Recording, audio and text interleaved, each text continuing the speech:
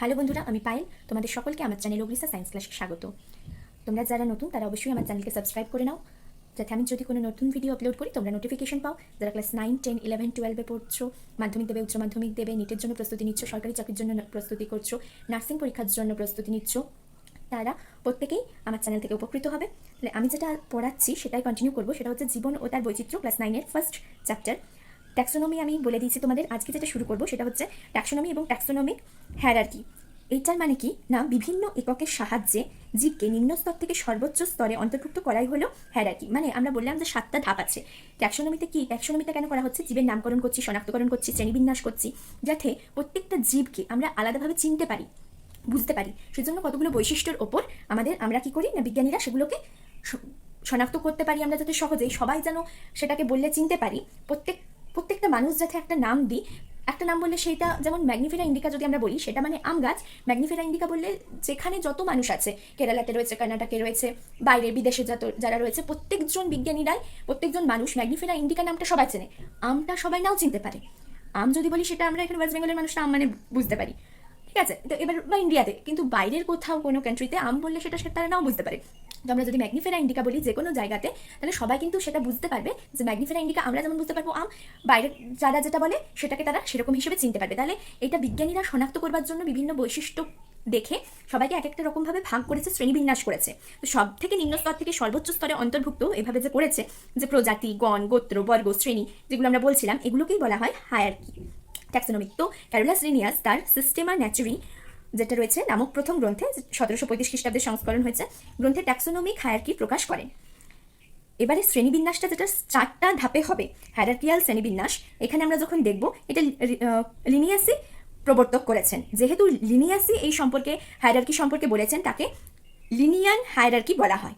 ঠিক আছে, এখানে কি আছে? শ্রেণীবিন্যাসের কাঠামোতে নিচের স্তরের কয়েকটি জীবগোষ্ঠীকে আমরা আস্তে আস্তে উপরের স্তরের জীবগোষ্ঠীতে অন্তর্ভুক্ত করব। মানে প্রজাতিকে করব গণের অন্তর্ভুক্ত, গণকে করব গোত্রের অন্তর্ভুক্ত, অনেকগুলো গোত্র মিলে হবে বর্গ, অনেক বর্গ মিলে হবে শ্রেণী, অনেক শ্রেণী মিলে আসবে পর্ব, অনেক কটা পর্ব মিলে হবে রাজ্য।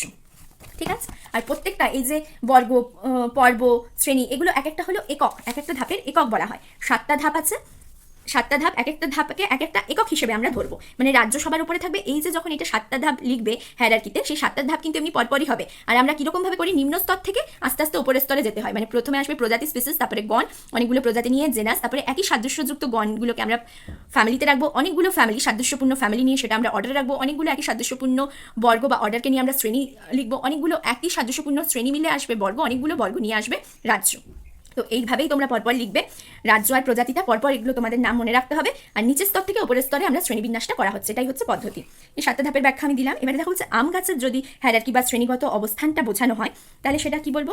রাজ্য হচ্ছে উদ্ভিদ রাজ্য, আম হচ্ছে উদ্ভিদ রাজ্য, সেটাকে আমরা বলবো প্ল্যান্টি। বিভাগ হচ্ছে গুপ্তবীজি, অ্যাঞ্জিওস্পার্ম। গুপ্তবীজি মানে বীজ যেখানে ফলের মধ্যে আবৃত থাকছে, আর একটা হয় ব্যক্তবীজি যেখানে ফল হয় না, বীজটা উন্মুক্ত অবস্থায় থাকে। তো আম গাছ গুপ্তবীজি। শ্রেণী দ্বিবীজপত্রী, ডাইকটিলেডন, বর্গ সাপিন্ডেলিক্স, গোত্র অ্যানাকার্ডিয়েসি, গণ ম্যাগনিফেরা, প্রজাতি ইন্ডিকা। এইটা কমন দুটো, খুবই সাধারণ আম গাছ আর মানুষের হায়ারার্কি তোমাদের দিয়েছে। এগুলো তোমাদের কি, যেহেতু বিজ্ঞানীরা শ্রেণীবিন্যাসটা করেছে, বৈশিষ্ট্য দেখে নামকরণ করেছেন, তো এগুলো তোমাদের কি করতে হবে, মনে রাখতে হবে। এই চ্যাপ্টারটা পড়বার সময় আমি এটাই বলবো, তোমরা একটা খাতা পেন নিয়ে বসবে, যখনই পড়বে এগুলো এরকমভাবে হায়ারার্কি পরপরগুলো লিখে নেবে, লিখে পড়ো। ঠিক আছে, দুবার লিখে নেবে, একবার তারপরে না দেখে লিখবার চেষ্টা করবে, তাহলেই কিন্তু মনে থাকবে। কারণ এই জিনিসটাতে, এই চ্যাপ্টারটা যেটা পড়বে, এগুলো মনে রাখার জিনিস বেশি আছে। কারণ বিজ্ঞানীরা শনাক্ত করে দিয়েছে, সেই অনুযায়ী আমাদের পড়তে হবে, সেই অনুযায়ী সবাই চিনবে।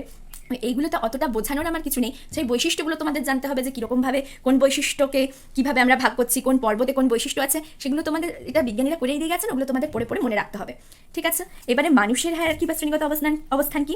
রাজ্য প্রাণীজগৎ, অ্যানিমালিয়া, পর্ব কর্ডাটা, শ্রেণী স্তন্যপায়ী ম্যামালিয়া, বর্গ প্রাইমেটস, গোত্র হোমিনিডি, গণ হোমো, প্রজাতি স্যাপিয়েন্স। ঠিক, আর নামকরণ তোমাদের আসে। নামকরণ আবার প্রত্যেকটা পর্ব আছে, পরে দেখবে পড়বো আমরা যখন প্রাণীবিন্যাস পড়বো। 9টা পর্ব ছিল প্রথমে, এখন হেমিকর্ডাটাকেও একটা পর্ব হিসেবে ধরে এখন 10টা পর্ব করা হয়েছে। কারণ এখন নতুন নতুন গবেষণার ফলে নতুন নতুন শ্রেণীবিন্যাসগুলো তৈরি হচ্ছে।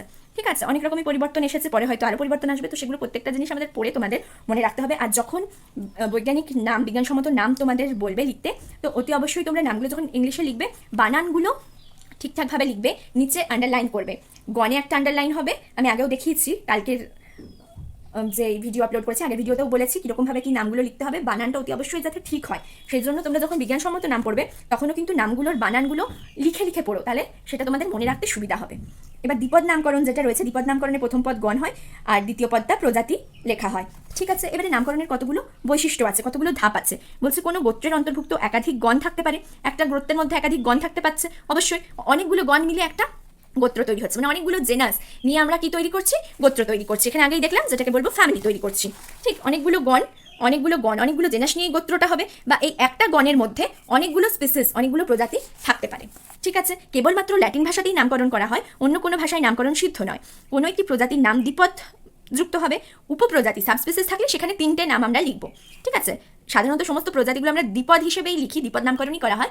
যদি উপপ্রজাতি থেকে থাকে তাদের, তাহলে 3টে ত্রিপদ নামকরণ যুক্ত হয়। গণের নামের প্রথম অক্ষর বড় হরফে, প্রজাতির নামে ছোট হরফে লিখতে হবে।